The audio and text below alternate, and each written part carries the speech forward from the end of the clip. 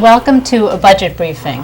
My name is Joan Rosen, and I'm here with administrators from the Mamaroneck School District to talk about the school budget for the 2008-2009 school year. The budget vote this year is on Tuesday, May 20th.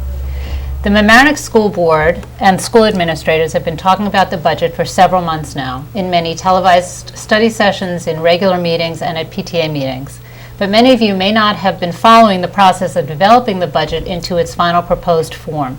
So we've gathered here tonight to describe the budget and to answer some frequently asked questions. The full budget document, this large thing, is posted on our district website. It's also available in school building offices, at the local libraries, and in the superintendent's office.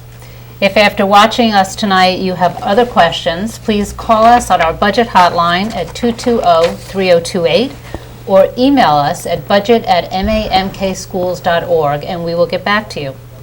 First, I'm going to ask our administrators to introduce themselves.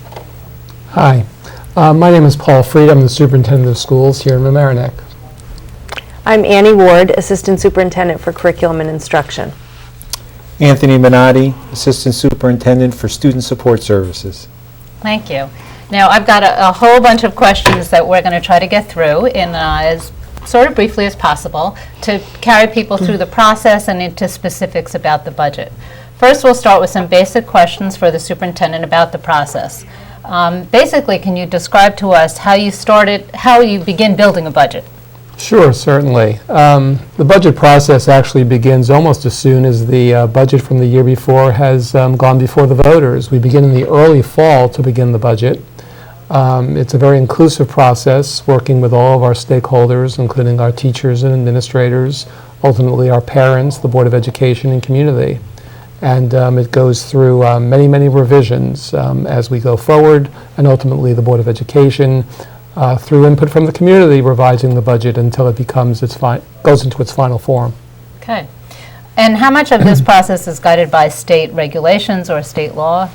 Actually, quite a bit. Timetables oftentimes are, but of course we also have mandates.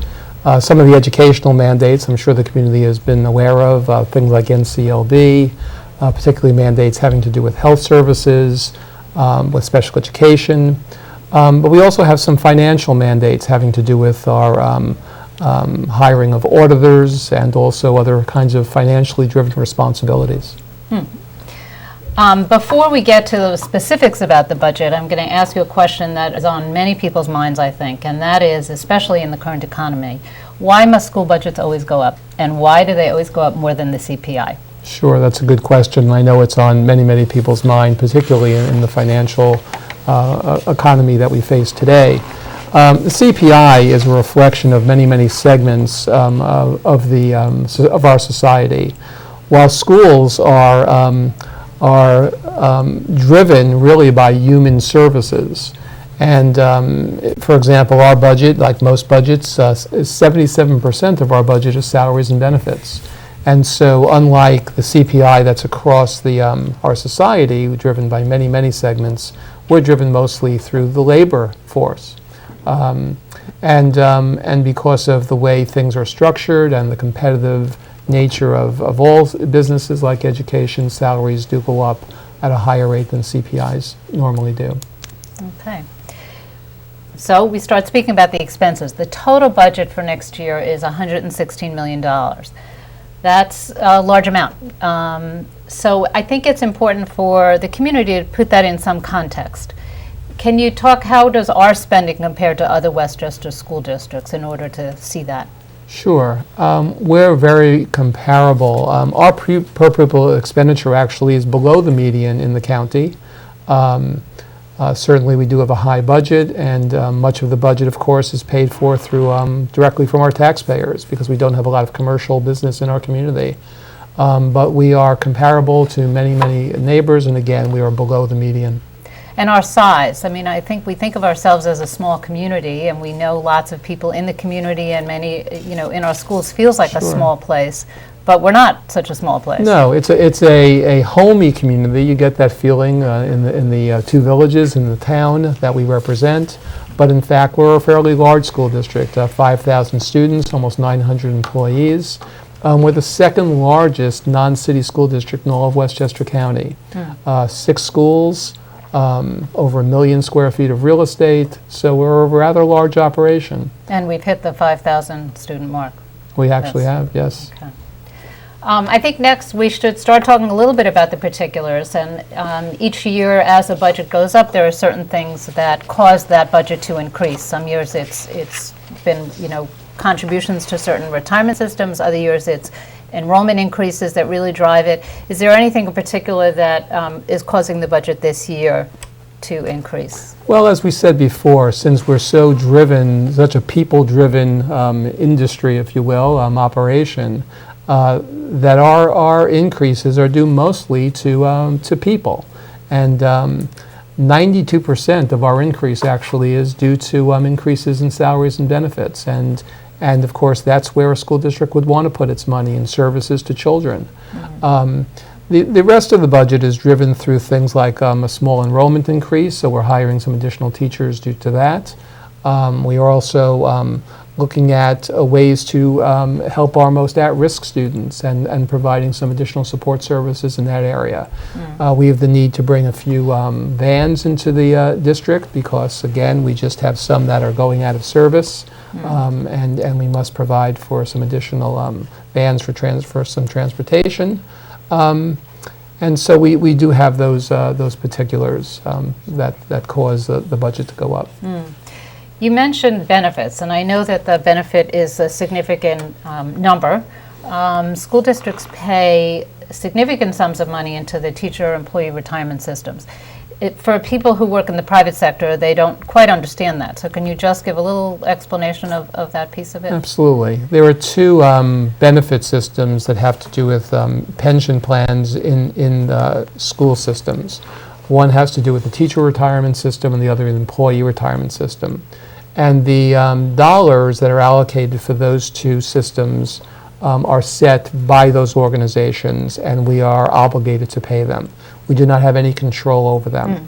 Other benefits we do have some control over, such as health benefits and so on. Many of those benefits are negotiated.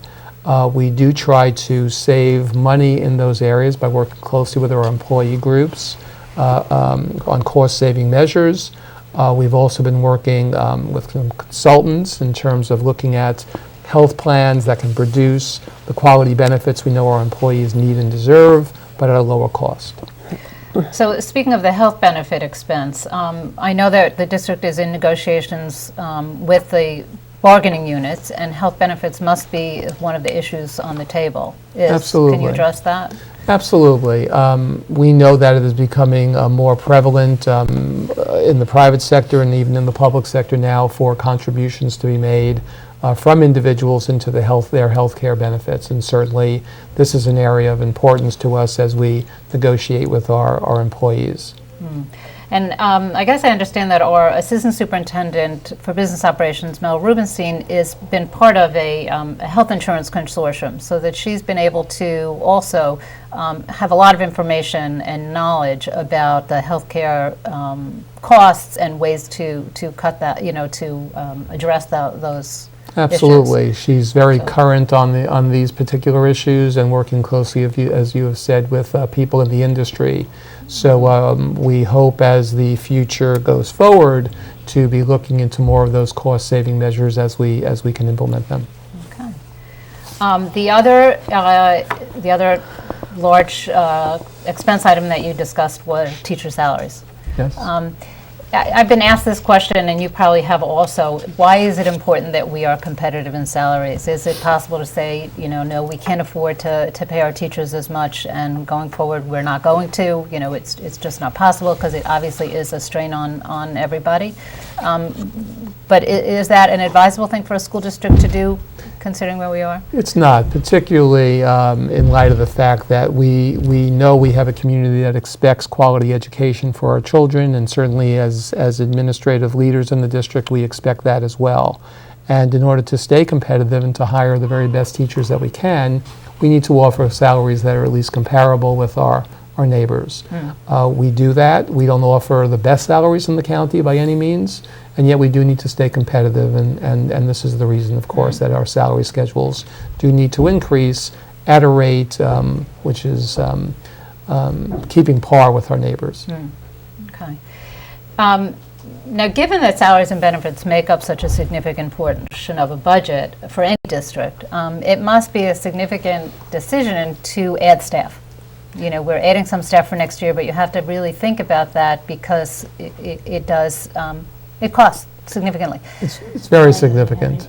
So what, I know that some new staff is proposed for next year, and I'm hoping you can explain for the community the urgent need for that staff, why you made decisions to add staff, and I think I'll ask all of you to comment on that because some of it is in the areas that you're each responsible for. Sure. Who wants to? I can comment on a new position in the budget for a literacy coach at the middle school level. I know professional development always